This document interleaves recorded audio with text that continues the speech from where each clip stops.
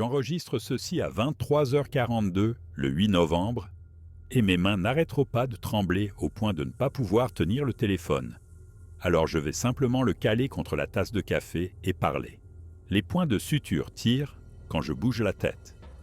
17, a dit l'infirmière, en arc de cercle le long de mon crâne, comme si quelque chose avait essayé de m'ouvrir. Ils ont rasé une partie de mes cheveux pour refermer et je sens encore le sang sécher en croûte derrière mon oreille, là où ils ont raté un endroit. Mon frère a appelé il y a 1 heure pour me demander si je maintenais l'histoire du wapiti pour Thanksgiving. Il riait vraiment. Il a dit que maman voulait savoir si elle devait lui demander d'apporter une bombe anti-ours au dîner, au cas où la purée m'attaquerait. Je n'ai pas répondu. Je l'ai juste écouté rire. Puis j'ai raccroché et je suis restée assise ici, dans le noir, avec toutes les lumières de l'appartement allumées, ce qui, je sais, n'a aucun sens, mais plus rien n'a de sens. Le Bradford Era l'a publié avec ce titre, et maintenant, tout le monde dans le comté de Warren pense que soit je mens, soit je suis folle. Et peut-être que je suis folle, parce que je n'arrête pas de toucher les points pour m'assurer qu'ils sont réels. Ils sont réels. La douleur est réelle. Le trou dans ma mémoire, entre le moment où je me suis retourné et celui où je me suis réveillé par terre, est réel. Les photos de l'hôpital sur mon téléphone sont réelles, même si je ne peux pas les regarder plus de quelques secondes avant de devoir le poser. Ce que j'ai vu dans ce bosquet de pruches était réel. Je sais ce qui m'est arrivé. Je sais ce que j'ai vu. Et je vais le dire maintenant, dans cet enregistrement. Parce que dans 6 mois ou 1 an, quand les points auront disparu et que les cheveux auront repoussé et que tout le monde aura oublié la rangée folle qui a inventé une histoire de Bigfoot, moi, je saurai encore. C'était réel. C'était immense. C'était si proche que je pouvais le sentir. Et ça m'a blessé. Maintenant, il faut que je reprenne depuis le début. Je dois expliquer comment je me suis retrouvé là, parce que c'est ce que l'enquêteur m'a demandé. C'est ce que le journal m'a demandé. Et c'est ce que ma propre mère m'a demandé quand elle est venue me voir à l'hôpital. Comme si comprendre la séquence des événements pouvait lui permettre de trouver une explication rationnelle à ce qui s'est passé. Alors voilà, je m'appelle Sarah Kendrick et je travaille pour la Pennsylvania Game Commission depuis 9 ans. Je ne suis pas une ranger, pas techniquement. Mon titre est technicienne en évaluation des dégâts causés par la faune sauvage, ce qui signifie que je passe le plus clair de mon temps à documenter les dommages aux cultures causées par les cerfs et les wapitis, à aider les agriculteurs à remplir leurs déclarations de sinistres, à prendre des photos de champs de maïs et de clôtures en ruine. C'est un travail ennuyeux la plupart du temps. Des formulaires, des feuilles de calcul et des propriétaires terriens en colère qui veulent que l'État les paie pour chaque plant de soja piétiné. Mais parfois, le travail m'emmène au cœur de l'Allegheny et je peux passer des journées entières seul dans la forêt, avec mon appareil photo et mon GPS, sans personne pour me poser des questions. C'est cette partie que j'aime vraiment. La solitude, le calme. J'ai grandi à Bradford et je randonne dans ces bois depuis l'âge de 12 ans et je n'en ai jamais eu peur. Pas une seule fois, pas jusqu'à maintenant. La mission est arrivée le 30 octobre. Un propriétaire terrien nommé Vernon Hastings, qui possède 80 hectares près de Kinsua Creek, a signalé des dommages importants causés par les wapitis à sa parcelle de bois d'œuvre. Écorce arrachée sur de jeunes chênes, sous-bois piétiné, érosion du sol, près d'un ruisseau saisonnier. Du classique. Il voulait des documents pour contester un plan de gestion. J'ai dit à mon superviseur que j'irais le 1er novembre, que je passerais 2 jours à prendre des photos et des mesures, et que je rendrais le rapport avant la fin de la semaine. Mission simple. J'en ai fait une centaine comme celle-là. Je suis parti de mon appartement de Bradford tôt le 1er, en prenant la route 59 en direction de l'est, vers la forêt. C'était un de ces matins de novembre gris acier, où le ciel est bas et lourd, et où la température oscille juste autour de 4 degrés. Il ne pleuvait pas vraiment, mais l'air était assez humide pour que mon pare-brise s'embue constamment. J'avais chargé mon sac de terrain avec le matériel habituel, appareil photo, Canon avec le téléobjectif, un compact de secours, une montre GPS, une carte topographique papier en renfort, une boussole, une lampe frontale, des piles de rechange, une batterie externe, une trousse de premier secours, de l'eau, un mélange de fruits secs, une veste de pluie, ma bombe anti-ours personnelle, même si les wapitis ne le nécessitent pas. Mon téléphone était complètement chargé. J'avais mon Garmin InReach accroché à la bretelle de mon sac pour les messages satellites au cas où le réseau cellulaire couperait. Tout dans les règles. Tout était préparé. La propriété de Hastings bordait la forêt nationale sur son côté ouest, accessible par Westline Road, puis par 400 mètres de marche sur un ancien chemin forestier qui n'était plus entretenu. J'ai garé ma Subaru à la barrière vers 7h30 du matin. La forêt était silencieuse. Pas le silence paisible que j'aime d'habitude, mais quelque chose de plus lourd. Pas d'oiseaux. Je me souviens l'avoir remarqué. Pas de corbeaux, pas de geais, pas même le tambourinement lointain d'un grand pic. Juste le léger bruissement des feuilles, encore accrochées aux branches, et la goutte occasionnelle d'humidité tombant de la canopée. J'ai verrouillé la voiture, mis mon sac sur les épaules et commencé à marcher. Le chemin forestier était envahi par les ronces et les jeunes pousses, mais restait praticable. La boue aspirait mes chaussures. La forêt de pruches et de chênes se refermait des deux côtés, dense et dégoulinante. J'ai vérifié ma montre GPS.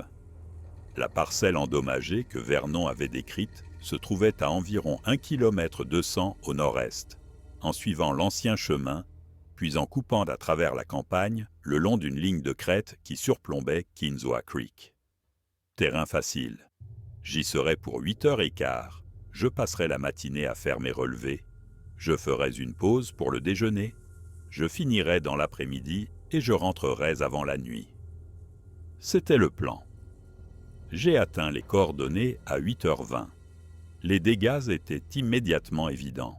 Un groupe de jeunes chênes, avec l'écorce arrachée, en entaille verticale, d'environ 1,20 m jusqu'à plus de 2 mètres de haut. Des wapitis. Ils frottent leur bois et arrachent l'écorce pour marquer leur territoire et se nourrir de la couche de cambium en dessous. Le sol autour des arbres était retourné en boue. Des empreintes de sabots partout. Des excréments éparpillés. J'ai commencé à prendre des photos. Des plans larges pour le contexte. Des gros plans des dommages à l'écorce. Des mesures avec mon mètre ruban pour le rapport. Documentation professionnelle.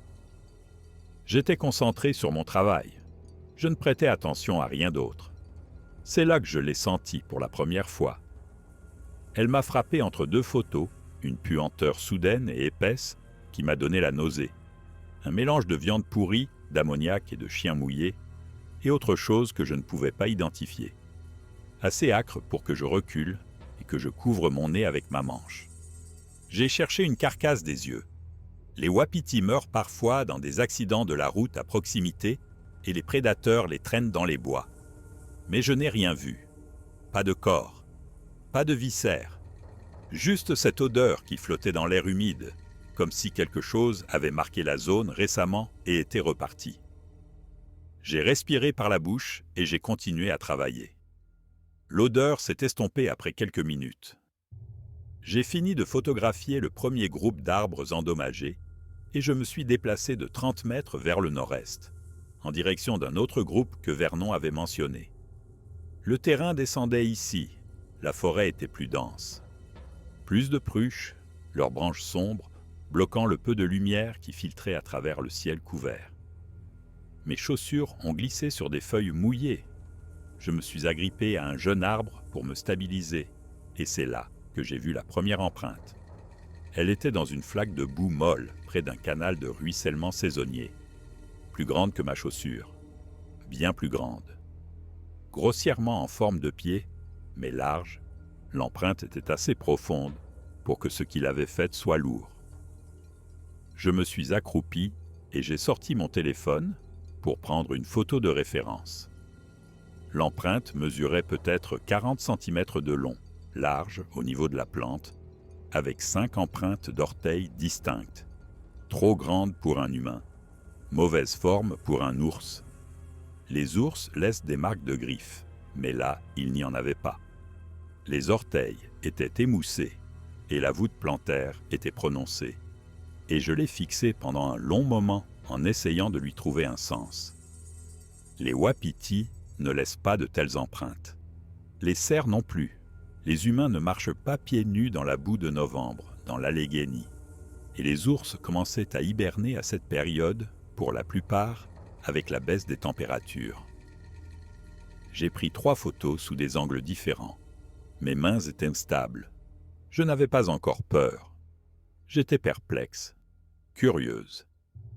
J'ai déjà trouvé des empreintes bizarres, des empreintes déformées d'animaux blessés, des empreintes qui se chevauchent et créent des formes étranges, des impressions érodées qui ressemblent à autre chose.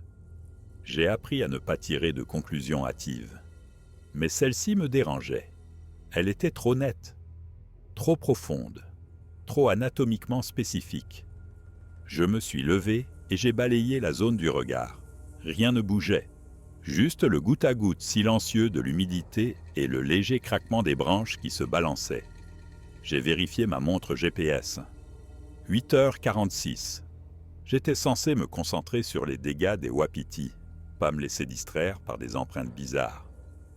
J'ai pris une dernière photo et j'ai continué. Le deuxième groupe de chaînes endommagées était pire que le premier. L'écorce n'était pas seulement arrachée, elle était déchiquetée, entaillée si profondément qu'elle exposait le bois pâle en dessous.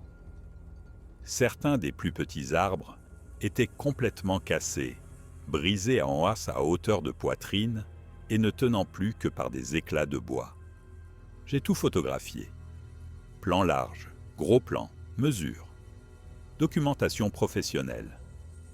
Mais mon attention ne cessait de dériver. Je n'arrêtais pas de regarder par-dessus mon épaule. La forêt semblait anormale, trop silencieuse, trop immobile. Et cette odeur revenait par vagues, faible mais indubitable, comme si quelque chose se déplaçait dans la zone, juste hors de vue. J'ai fini les photos à 9h30 et j'ai décidé de faire une pause. J'ai trouvé une bûche tombée qui était à peu près sèche et je me suis assise, sortant ma bouteille d'eau et mon mélange de fruits secs. Mon téléphone avait 2 barres de réseau. J'ai envoyé un SMS rapide à mon superviseur. Sur le site de Hastings, dégâts importants de wapitis documentés. J'aurai fini d'ici midi. Le message est parti. J'ai mangé une poignée d'amandes et de raisins secs et j'ai essayé de me débarrasser de l'impression d'être observé. Le son a commencé pendant que je mâchais. 3 coups, bois contre bois, délibérés et régulièrement espacés. Toc, toc, toc. Venant de quelque part à l'est, à peut-être 90 mètres. J'ai arrêté de mâcher et j'ai écouté. Silence. Puis 3 autres coups, même rythme, même direction. Je me suis levé. Les pics verts ne font pas ce genre de bruit. Les branches qui tombent ne frappent pas en rythme. Les chasseurs frappent parfois pour se signaler. Mais on était le 1er novembre, saison de la chasse à l'arc, et je n'avais vu aucun chasseur en venant. Pas de camionnettes à la barrière, pas d'empreintes sur le sentier à part les miennes. J'ai appelé. « Allô? Y a quelqu'un? » Rien. Les coups ont repris. 3 temps. Pause. 3 temps. Plus près maintenant. Peut-être à 65 mètres. J'ai attrapé mon sac et j'ai commencé à marcher vers le son. Je ne sais pas pourquoi. La curiosité peut-être, ou le besoin de confirmer que c'était quelque chose de normal. Une personne, un chasseur que je n'avais pas vu. N'importe quoi d'explicable. J'ai traversé le sous-bois, enjambant des bûches, me baissant sous les branches basses. La forêt de Pruche était plus sombre ici, la canopée si épaisse que presque aucune lumière n'atteignait le sol. Mes chaussures crissaient sur les aiguilles tombées. Les coups ont cessé. Je suis resté dans le silence et j'ai attendu. Mon souffle formait un nuage dans l'air. Mon pouls était élevé, mais je n'avais toujours pas peur. Pas vraiment, juste mal à l'aise, perplexe.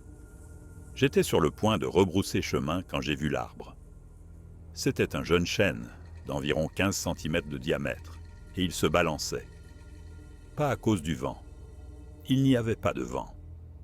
L'arbre entier tremblait violemment depuis sa base, les branches fouettant d'avant en arrière, faisant pleuvoir des feuilles. Je l'ai regardé pendant 5 bonnes secondes avant que ça ne s'arrête. Ça s'est juste arrêté.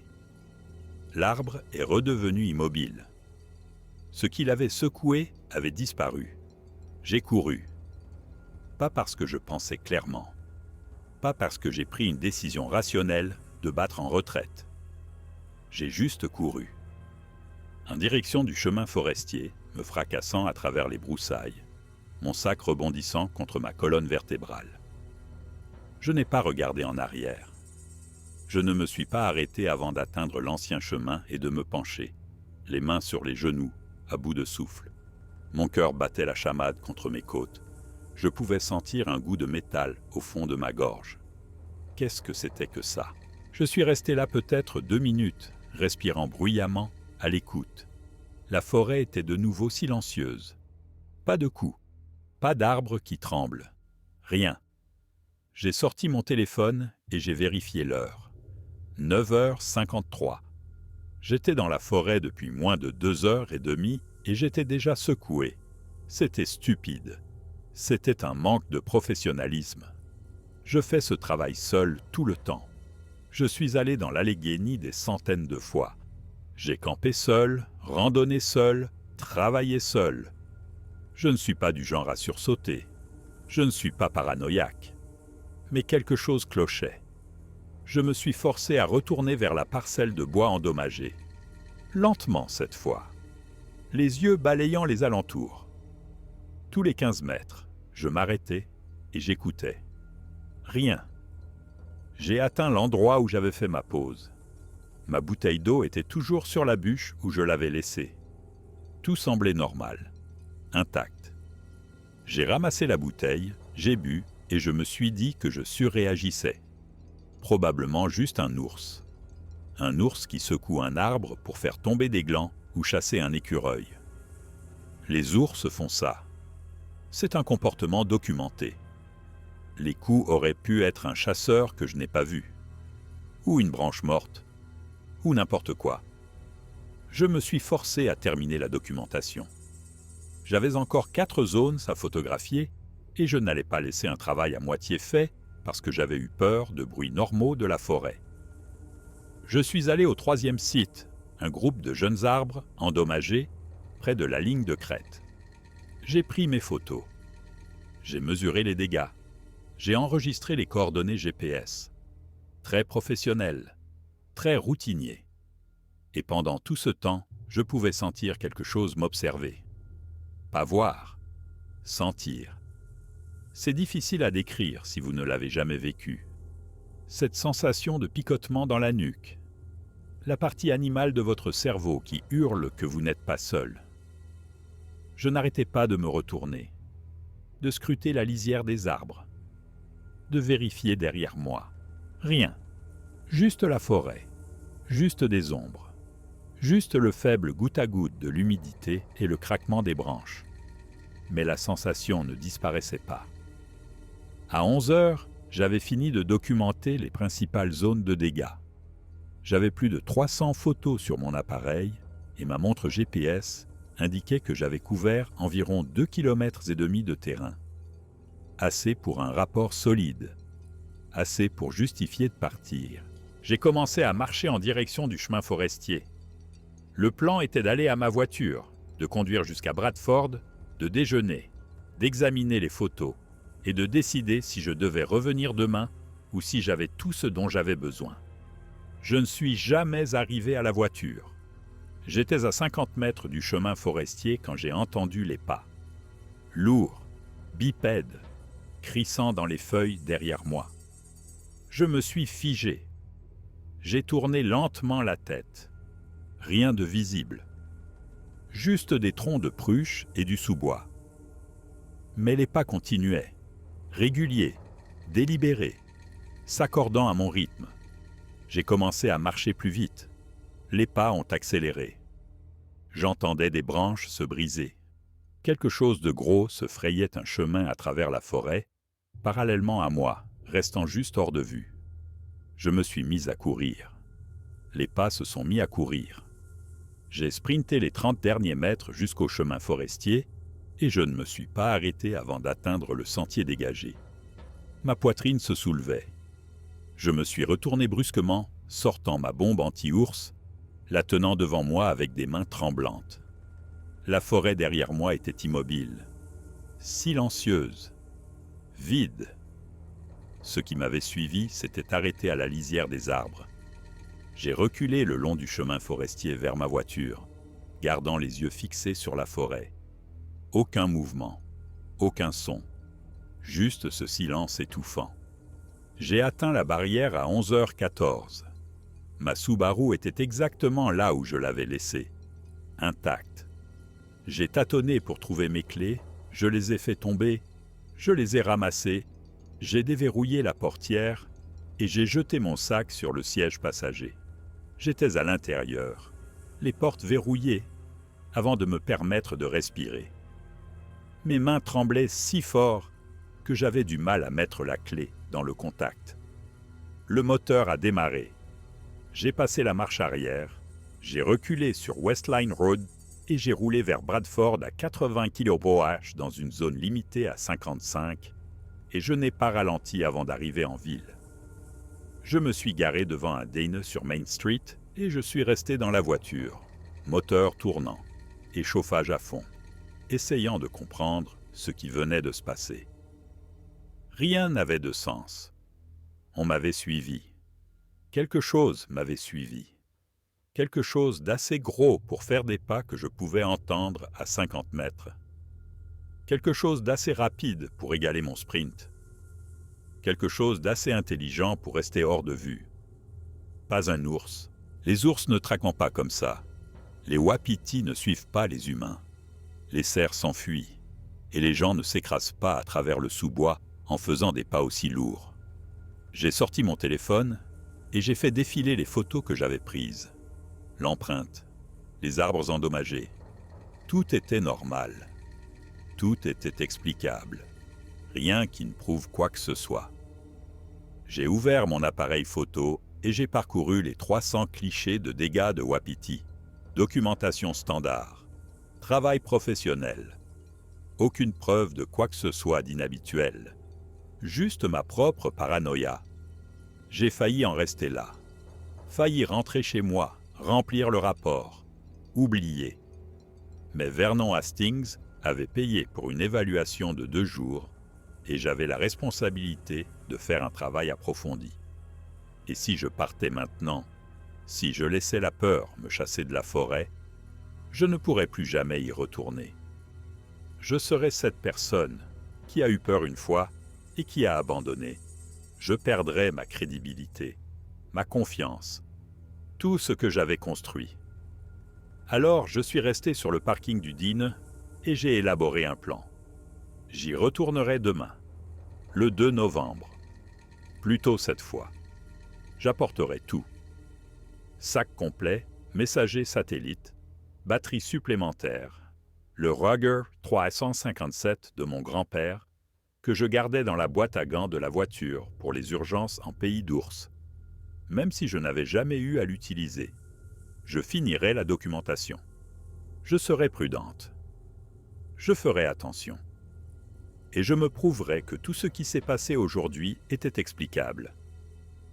J'ai acheté un café à l'intérieur du dîner et je suis rentré chez moi. Cette nuit-là, je n'ai pas pu dormir. Chaque fois que je fermais les yeux, j'entendais ses pas, lourds et délibérés, s'accordant à mon rythme. Je suis resté allongé dans mon lit, à fixer le plafond et à faire défiler les photos sur mon téléphone. L'empreinte, 40 cm de long, 5 orteils. Empreinte profonde. J'ai zoomé jusqu'à ce que les pixels se désagrègent. Qu'est-ce qui fait une telle empreinte? À 2 heures du matin, j'ai renoncé à dormir et j'ai ouvert mon ordinateur portable. J'ai commencé à chercher. Observation de Bigfoot en Pennsylvanie. Rencontre dans l'Allegheny National Forest. Empreinte de primates inconnus. J'ai trouvé plus de choses que je ne l'imaginais. Beaucoup plus. Des forums en ligne remplis de rapports de chasseurs et de randonneurs. Des récits de coups dans les arbres. De craquements de bois et de pas qui suivaient les gens à travers la forêt. Des descriptions d'odeurs, de taille et de comportements qui correspondaient à ce que j'avais vécu. Des centaines d'histoires. Certaines crédibles, d'autres des canulars évidents. Toutes rejetées par la science conventionnelle, comme des erreurs d'identification ou des inventions. J'ai fermé l'ordinateur. C'était ridicule.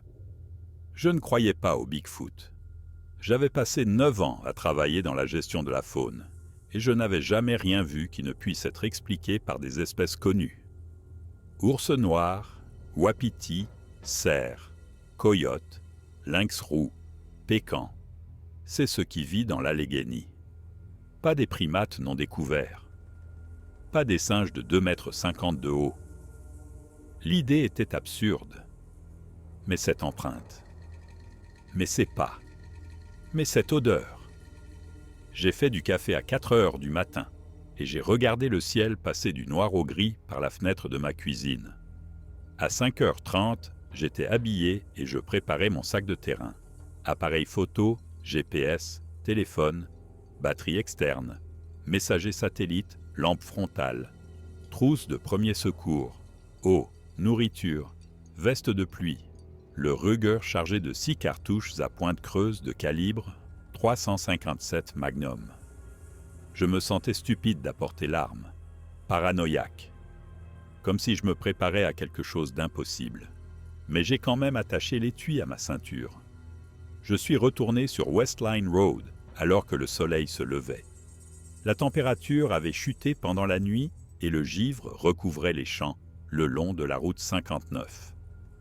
Le ciel était clair pour la première fois depuis des jours, d'un bleu pâle et d'aspect cassant. Je me suis arrêté à la barrière à 6h48. Ma Subaru était le seul véhicule. Pas de chasseurs, pas de randonneurs, juste moi et la forêt.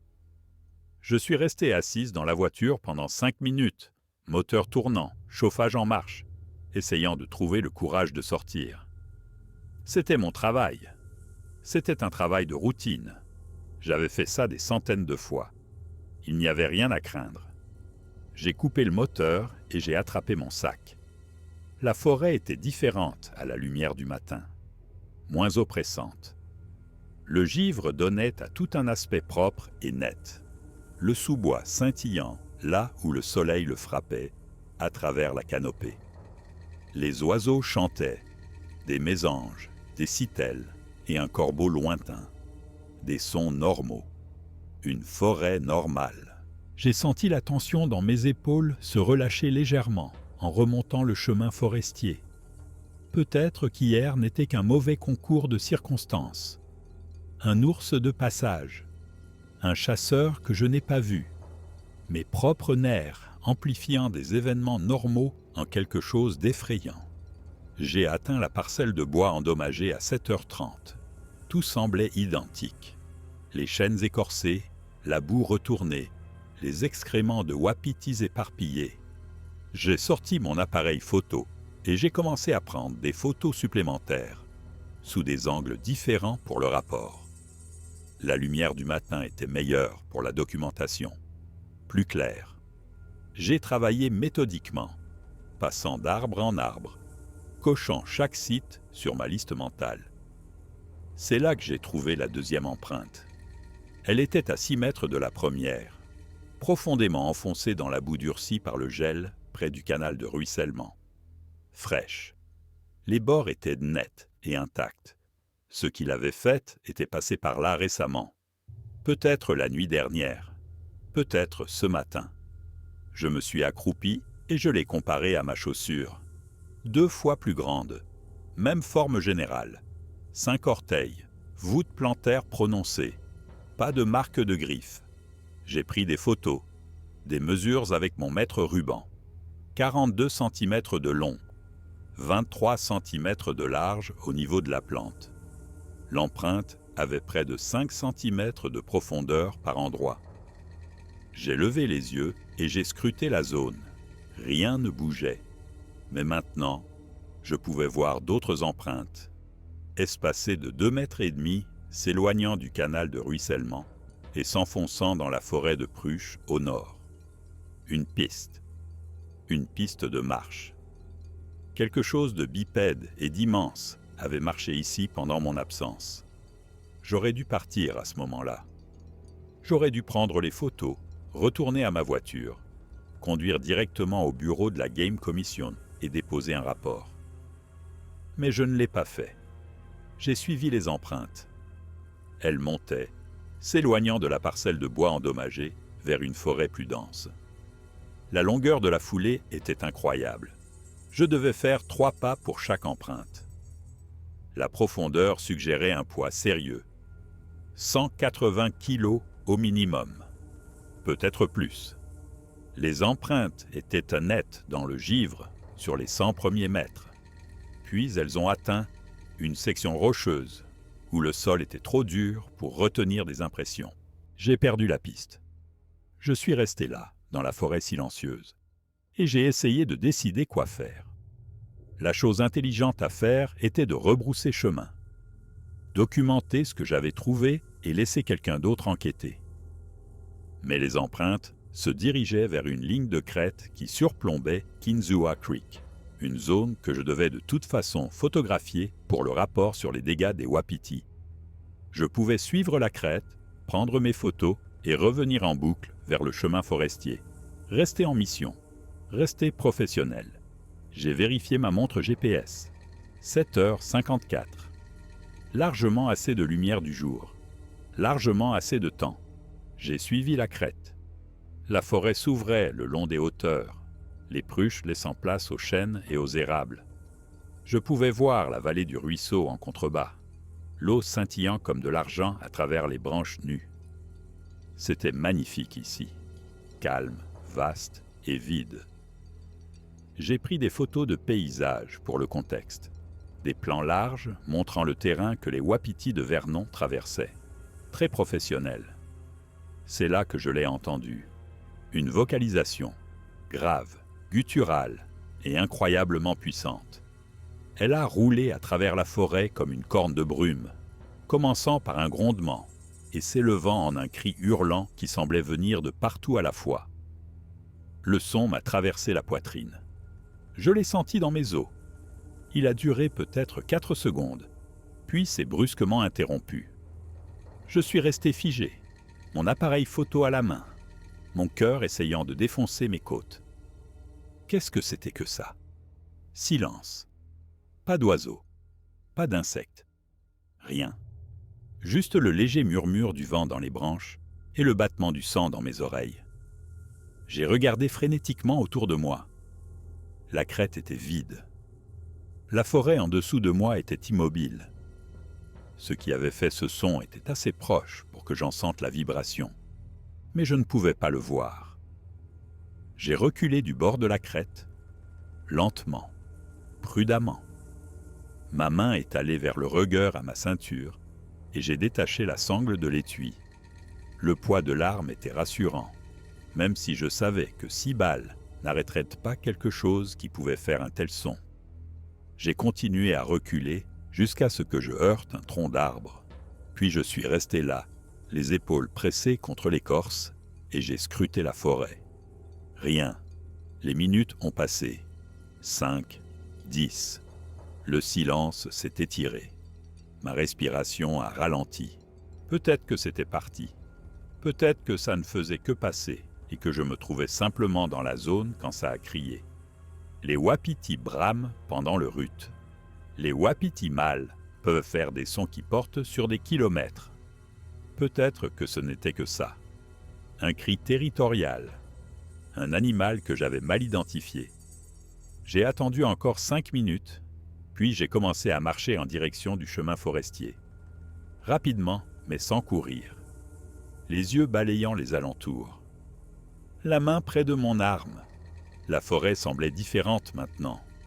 Hostile, comme si les arbres eux-mêmes m'observaient. Je n'arrêtais pas de regarder par-dessus mon épaule, d'écouter pour des bruits de pas. Mais il n'y avait rien. Juste le silence et ma propre respiration haletante. Je suis retourné à la parcelle de bois endommagée à 8h30. Mon sac était là où je l'avais laissé, appuyé contre la bûche, intact. Je l'ai attrapé et j'ai commencé à marcher vers le chemin forestier. Et c'est là que je l'ai sentie à nouveau.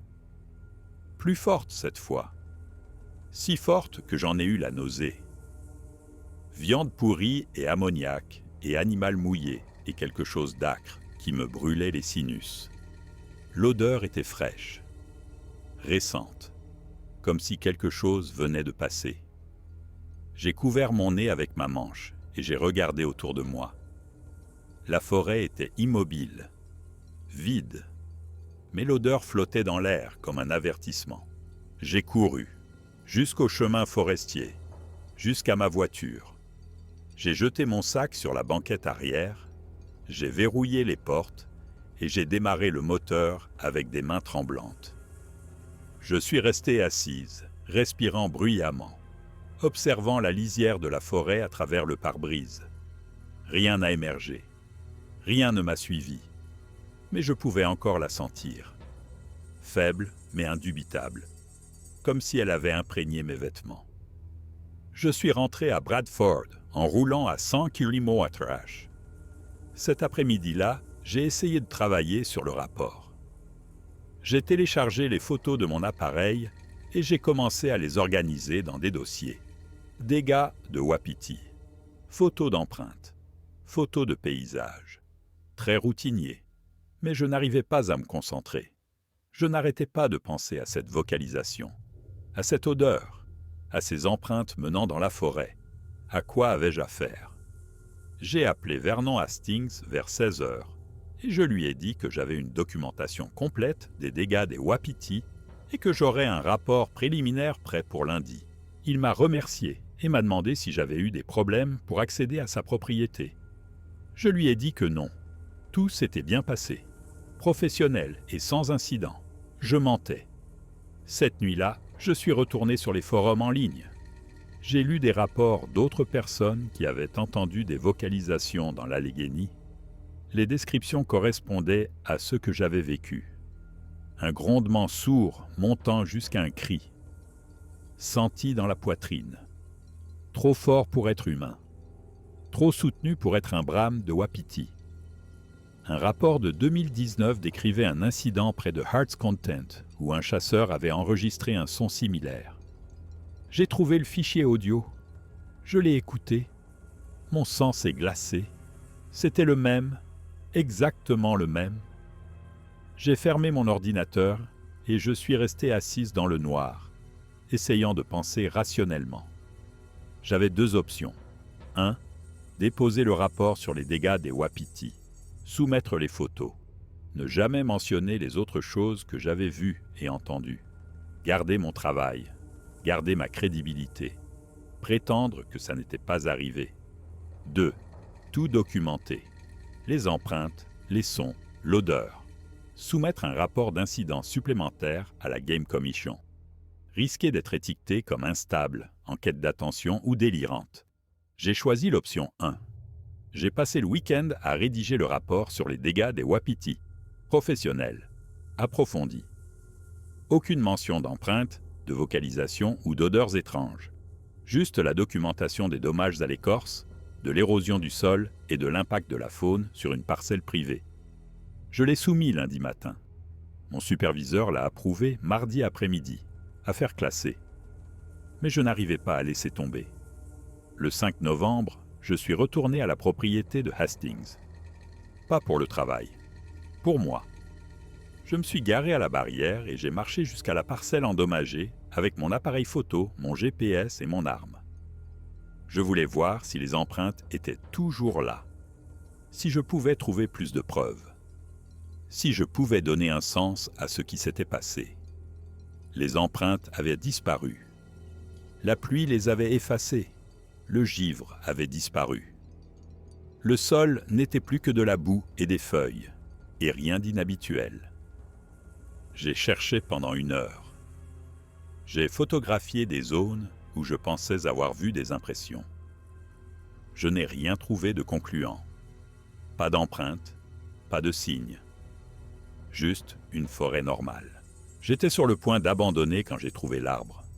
C'était une pruche d'environ 30 cm de diamètre et elle était cassée à hauteur de poitrine. Pas coupée. Cassée. Le tronc était éclaté et tordu et la moitié supérieure gisait à 10 mètres dans le sous-bois. Une cassure fraîche. Le bois était pâle et collant de sève. J'ai examiné le point de rupture. Aucune marque de scie, aucune entaille de hache, aucune preuve de dégâts dus au vent. L'arbre avait été brisé par la force, une force immense. J'ai pris des photos, des mesures. J'ai cherché des empreintes autour de la base. Rien. Juste du bois cassé, des aiguilles éparpillées et cette faible odeur que je commençais à reconnaître. J'ai entendu la pierre heurter un arbre à 3 mètres sur ma gauche avant de la voir. Un craquement sec à l'impact. Je me suis retourné brusquement. Une autre pierre a frappé derrière moi, de la taille d'une balle de baseball, se déplaçant rapidement. Je ne pouvais pas voir d'où elle venait. La forêt était dense. L'angle de lancer était impossible à déterminer. Une autre pierre, celle-ci assez proche pour que je sente l'air bouger. J'ai couru, sans réfléchir, sans planifier. J'ai juste couru en direction du chemin forestier avec des pierres qui s'écrasaient autour de moi, sur des troncs d'arbres, sur le sol. Une a heurté mon sac et m'a projeté en avant. J'ai trébuché, me suis rattrapé. J'ai continué à courir. Les impacts ont cessé quand j'ai atteint le sentier dégagé, mais je n'ai pas arrêté de courir avant d'arriver à ma voiture. Mon sac avait une bosse dans le panneau arrière. Une pierre de la taille d'une balle de softball l'avait frappé assez fort pour fissurer le cadre en plastique. Je me suis assise sur le siège conducteur et je l'ai fixé, essayant de comprendre ce qui venait de se passer. Quelque chose m'avait jeté des pierres. Plusieurs pierres, avec précision, depuis un endroit dissimulé. Ce n'est pas un comportement animal. Ce n'est pas aléatoire. C'est de l'agression. C'est de la défense de territoire. C'est de l'intelligence. Je suis rentré chez moi et je ne suis pas revenu. Pendant 3 jours, j'ai essayé de prétendre que tout était normal. Je suis allé au travail. J'ai rempli des rapports. J'ai répondu à des emails. J'ai parlé à des propriétaires terriens de dégâts de serre et de demandes d'indemnisation. Professionnelle, routinière. Bien. Mais la nuit, je ne pouvais pas dormir. Chaque bruit à l'extérieur de mon appartement me faisait sursauter. Des portières de voiture, des pas dans le couloir, des branches qui grattent contre la fenêtre. Je laissais les lumières allumées. Je gardais mon téléphone chargé. Je gardais le Ruger chargé dans le tiroir de la table de nuit.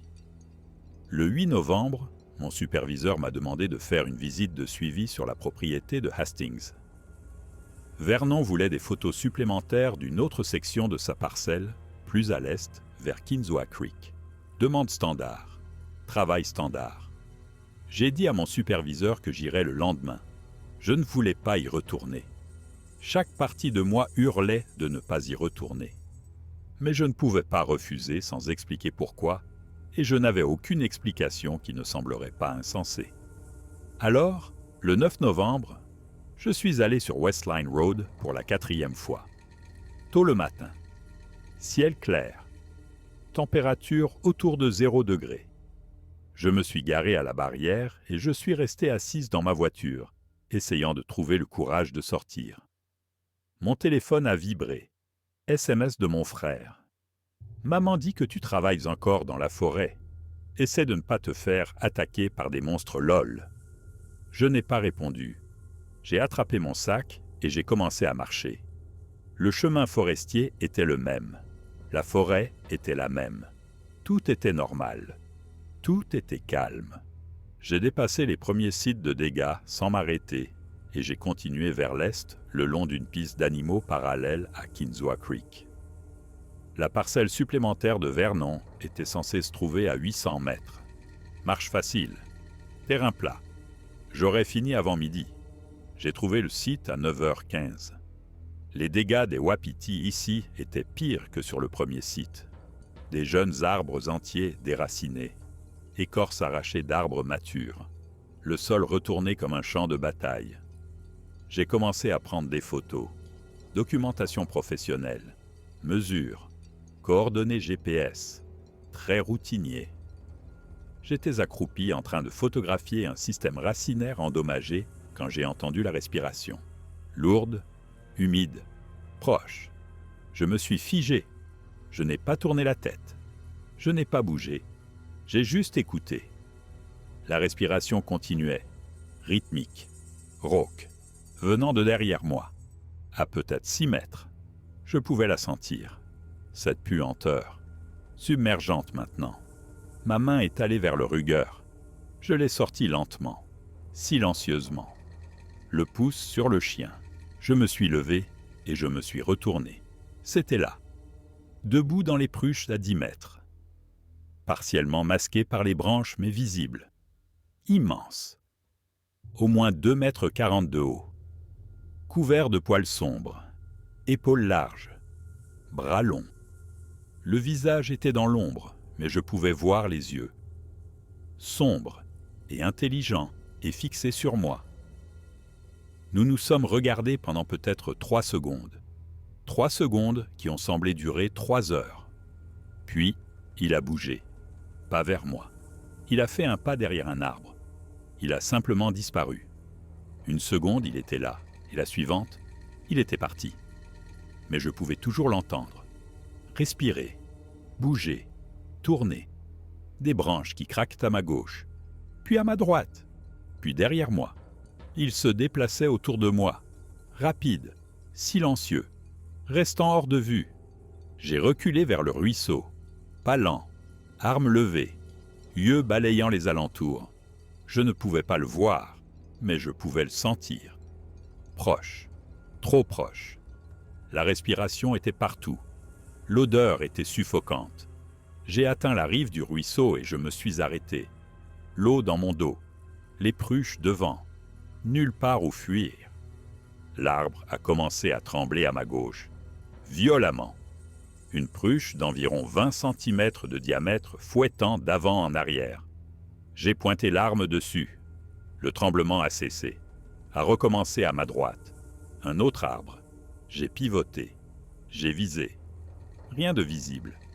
Le tremblement a cessé, a recommencé derrière moi. J'étais encerclé. J'ai tiré un coup en l'air. La détonation était assourdissante dans le silence de la forêt. Le recul a soulevé mon bras. Le son a résonné sur la crête et s'est estompé. Tout est devenu immobile.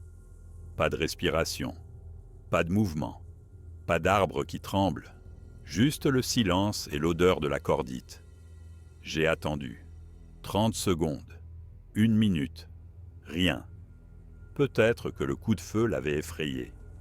Peut-être qu'il était parti. J'ai commencé à reculer en aval le long de la rive du ruisseau, gardant l'arme levée, vérifiant par-dessus mon épaule tous les quelques pas.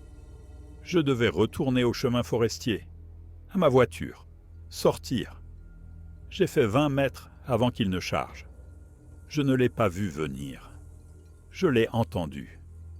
Un rugissement, des branches qui se brisent et des pas martelant vers moi. J'ai pivoté et j'ai tiré, et le coup est parti dans le vide. Quelque chose d'immense m'a heurté sur le côté. Pas une charge. Un coup. Un bras ou une main, ou je ne sais quoi. Ça a touché ma tête, et je suis tombé lourdement. Le monde a basculé. Ma vision est devenue blanche. J'ai heurté le sol. J'ai senti le goût du sang et de la terre. Puis tout est devenu noir. Je ne sais pas combien de temps je suis restée inconsciente. Quelques minutes peut-être. Ça aurait pu être plus long. Quand j'ai repris connaissance, j'étais allongée sur le côté dans la boue, du sang coulant sur mon visage. J'avais l'impression que ma tête avait été fendue en deux. La douleur était incroyable, brûlante. J'ai touché mon cuir chevelu et ma main est revenue rouge. Je pouvais sentir la blessure. Une longue entaille de ma tempe jusqu'à derrière mon oreille, profonde. Le sang était partout. J'ai essayé de m'asseoir. Le monde tournait. J'ai vomi dans les feuilles. Ma vision était floue, double. Je ne pouvais pas faire le point. Où était mon arme? J'ai regardé autour de moi. Je ne la voyais pas. Je ne voyais rien clairement. Juste des arbres, de la boue et du sang. Tellement de sang. J'ai rampé vers le ruisseau.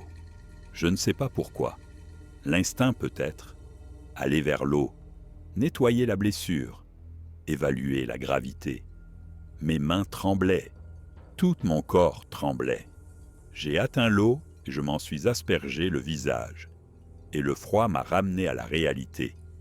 La blessure était grave. Très grave. J'avais besoin d'aide. J'ai essayé de me lever et je suis tombé. Mon équilibre avait disparu. Commotion. Certainement une commotion. J'ai rampé à la place, loin du ruisseau, vers l'endroit où je pensais que se trouvait le chemin forestier. Je ne pouvais pas penser clairement. Je ne me souvenais pas de l'itinéraire. J'ai juste continué à ramper, le sang dégoulinant, la vision trouble, ne pas s'évanouir. Ne pas s'évanouir. J'ai trouvé mon sac à 10 mètres, déchiré, contenu éparpillé. Mon appareil photo était fracassé, objectif fissuré, écran brisé.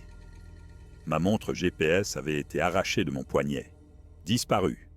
Mon téléphone était en morceaux, écran complètement détruit, batterie externe fissurée, messager satellite écrasé sous une pierre. Tout était détruit, systématiquement détruit. J'ai continué à ramper. Je ne me souviens pas de la majeure partie de l'heure qui a suivi. Juste des fragments. Me hisser par-dessus des bûches. Le goût du sang. Le son de ma propre respiration. L'odeur partout. À un moment donné, j'ai trouvé le chemin forestier. Je l'ai suivi. Rampant. Trébuchant. Tombant. Me relevant. La douleur dans ma tête était si intense que je n'arrêtais pas de vomir. De la bile, du sang et rien d'autre. Ma voiture est apparue comme une hallucination. Garée à la barrière, intacte. Je l'ai atteinte vers 11 heures, selon l'horloge du tableau de bord.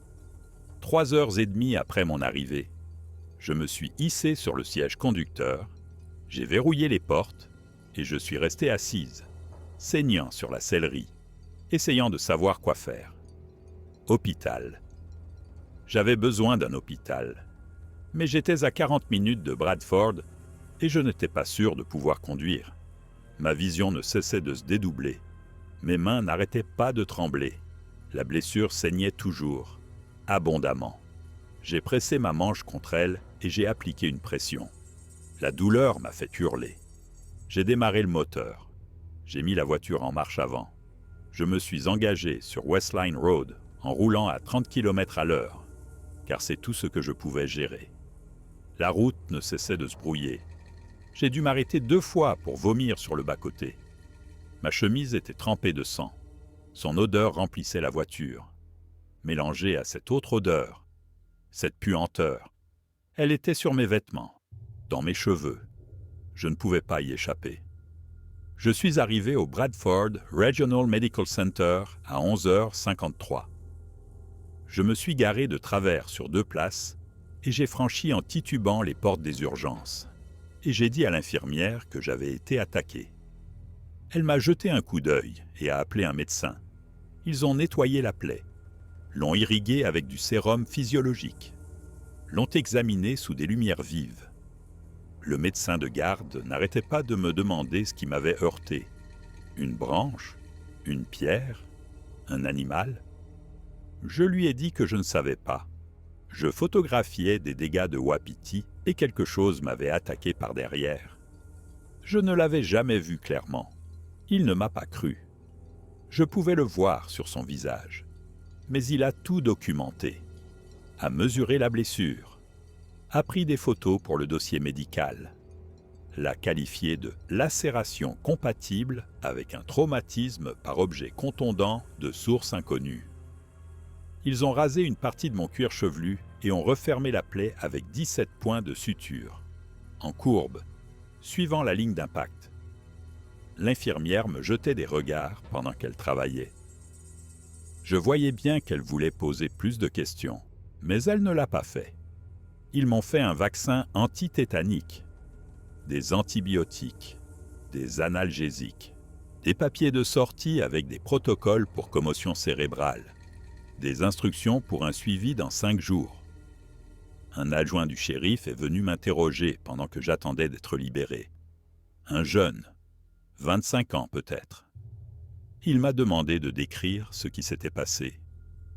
Je lui ai dit la même chose qu'au médecin. Je travaillais. Je photographiais des dégâts de wapitis près de Kinswa Creek. Quelque chose m'a attaqué par derrière. Je ne l'ai pas vu. J'ai perdu connaissance.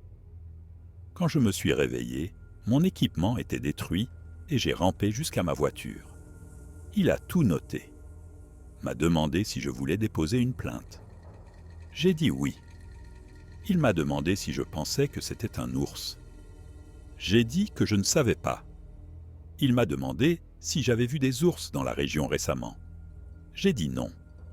Il m'a demandé si j'avais bu. J'ai dit non. Il m'a demandé si j'avais pris des drogues. J'ai dit non. Il m'a regardé comme on regarde les témoins qu'on ne croit pas. Puis il a fermé son carnet et a dit que quelqu'un me contacterait. Ils m'ont laissé sortir à 15 heures. Je suis rentré chez moi lentement. Je me suis garé sur le parking de mon immeuble et je suis resté assise dans la voiture, pendant 20 minutes à regarder le sang sécher sur mes mains. Mon téléphone était détruit. Mon appareil photo était détruit. Ma montre GPS avait disparu. Toutes mes preuves, toute ma documentation, disparue. J'ai pris une douche pendant 40 minutes. L'eau a coulé rouge, puis rose, puis finalement claire. Je n'arrivais pas à faire partir l'odeur, même avec du savon, même avec du shampoing. Elle était dans mes sinus, dans mes poumons. Cette puanteur, cette présence. Le Bradford Era m'a appelé le 11 novembre. Une journaliste nommée Jessica Chen qui avait entendu parler de l'incident par quelqu'un du bureau du shérif. Elle voulait une interview. J'ai failli dire non. Mais une partie de moi avait besoin de le dire à quelqu'un, avait besoin de le rendre réel. Alors j'ai accepté. Elle est venue à mon appartement le 12 novembre avec un enregistreur, un carnet et des yeux bienveillants qui m'ont donné envie de lui faire confiance. Je lui ai tout raconté. Les empreintes, les vocalisations, l'odeur, les jets de pierre, la traque, l'attaque finale. Je lui ai montré les points de suture, les photos de l'hôpital sur mon ordinateur portable de secours, l'équipement détruit que j'avais ramené à la maison dans un sac poubelle. Elle a écouté, a pris des notes, a tout enregistré. L'article est sorti le 14 novembre. En première page, une ranger raconte une attaque inhabituelle. Le titre donnait l'impression que c'était ridicule, comme si je prétendais quelque chose d'impossible. L'article lui-même était principalement factuel. Jessica m'avait cité avec précision, avait inclus la documentation médicale, avait mentionné mes 9 ans d'expérience à la Game Commission.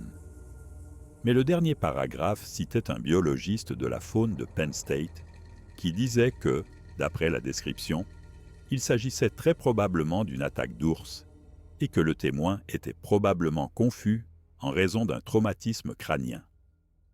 La section des commentaires s'est remplie en quelques heures. La plupart étaient moqueurs. Bigfoot frappe encore. La prochaine fois, elle dira que des extraterrestres ont aidé l'ours. On dirait que quelqu'un cherche à attirer l'attention. Quelques personnes m'ont défendu. On mentionné d'autres rencontres dans la région. On posté des liens vers des rapports. Mais ils ont été noyés sous le ridicule. Mon superviseur m'a appelé le 15 novembre et m'a demandé si j'allais bien. J'ai dit oui. Il m'a demandé si j'avais besoin de congé. J'ai dit non. Il m'a demandé si l'article était exact. J'ai dit principalement. Il n'a rien demandé d'autre. Il m'a juste dit de prendre soin de moi et de le prévenir quand je serais prête à revenir travailler. Ma mère a appelé le 16 novembre. Elle avait vu l'article. Elle était inquiète. Elle a demandé ce qui s'était vraiment passé. Je lui ai dit la même chose qu'à tout le monde. Elle a demandé si j'avais été stressée dernièrement, si je dormais bien, si j'avais besoin de parler à quelqu'un. Un thérapeute peut-être. Je lui ai dit que j'allais bien. Elle ne m'a pas cru. Mon frère m'a envoyé un SMS le 17 novembre. « Alors tu t'es fait attaquer par Bigfoot ? C'est dingue. Prends une plus grosse arme la prochaine fois, lol. » Je n'ai pas répondu. Le bureau du shérif a classé l'affaire le 18 novembre. Preuve insuffisante. Pas de témoin. Pas d'agresseur clair. Classé comme une rencontre animale d'origine indéterminée. Ils m'ont suggéré de déposer un rapport auprès de la Game Commission si j'avais des inquiétudes concernant la faune agressive dans la région. Je n'ai rien déposé. Je suis retourné au travail le 20 novembre. Tâche légère. Travail de bureau. Pas de mission sur le terrain. Mon superviseur a dit que c'était temporaire, juste jusqu'à ce que je sois complètement rétabli. Je savais que c'était permanent. Je pouvais le voir sur son visage. Il pensait que j'étais instable, pas fiable, un risque. On m'a enlevé les poings le 24 novembre.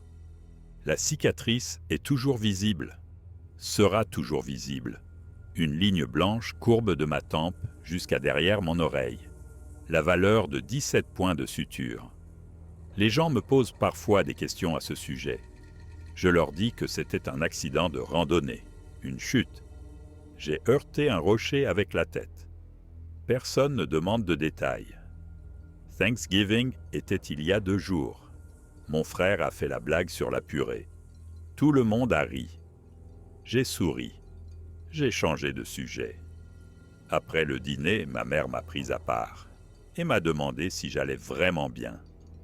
Je lui ai dit que j'allais bien.